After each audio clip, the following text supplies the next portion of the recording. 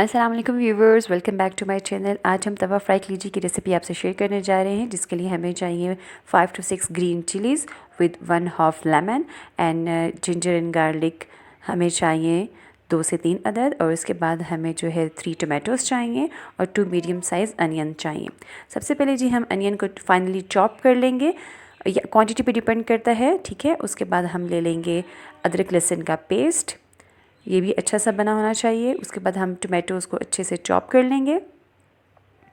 इसके बाद हमें जो चाहिए वो हैं कोरिएंडर लीव्स, इनको भी हम फाइनली चॉप कर लेंगे और हरी मिर्चों को भी चॉप कर लेंगे।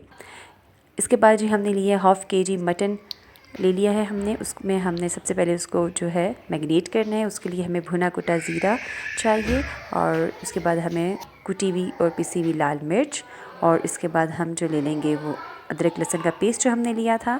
उसके बाद हम सूखा धनिया उसको ग्राइंड करके मैंने ले लिया है, और ब्लैक पेपर एंड हल्दी ले ली है। नमक हम बाद में डालेंगे। अच्छा, इन सब चीज़ों को मैं एक बाउल में डाल रही हूँ ताकि ये मैं इसको मैरिनेट कर सकूँ, और इसमें डाल के अच्छे से आपने इसे मिक्स करना है ताकि ये सही यकजा हो जाए इसमें।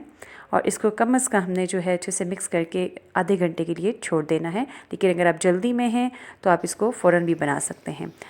और इसमें हमने जी 1 टेबलस्पून विनेगर का ऐड करना है। ऐड करके हम इसे आधे घंटे के लिए रेस्ट दे देंगे, और उसके बाद हम फिर इसे नमक जो है वो हम एंड में डालेंगे, अभी हमने नहीं डालना। और हमें ऑयल चाहिए, इसमें कोई भी आप ले सकते हैं, और हरी मिर्चें और कोरिएंडर हम एंड पे गार्निश के लिए डालेंगे।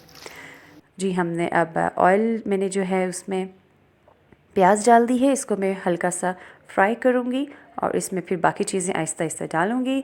जी देख सकते हैं आपके जो है ये ब्राउन होना हल्का हल्का स्टार्ट हो चुका है, और इस तरह से ये ब्राउन हो चुका है, लाइट ब्राउन।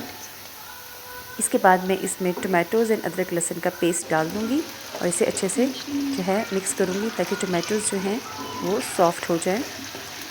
सॉफ़्ट होने के बाद इसमें फिर हमने जो है ये हमने जो मैरिनेट की थी कलेजी मटन की, वो हमने ऐड कर दी है, और उसको 15 से 20 मिनट भूनने के बाद मैंने हल्का सा जो कोरिएंडर लीव्स से वो ऊपर स्प्रिंकल कर दिए, और हाफ़ मैंने बाद में गार्निश के लिए रख लिए हैं। इसमें आप हरी मिर्चें भी ऐड कर सकते हैं। तो इसके बाद देखें जी ये रेडी हो चुकी है। अभी हम इसको डिश आउट करेंगे, और आप इसको चपाती के साथ पेश कर सकते हैं। वीडियो पसंद आई हो तो लाइक करें और सब्सक्राइब करना बिल्कुल मत भूलें। नेक्स्ट वीडियो तक मैं आपसे इजाज़त चाहती हूँ। अल्लाह हाफ़िज़।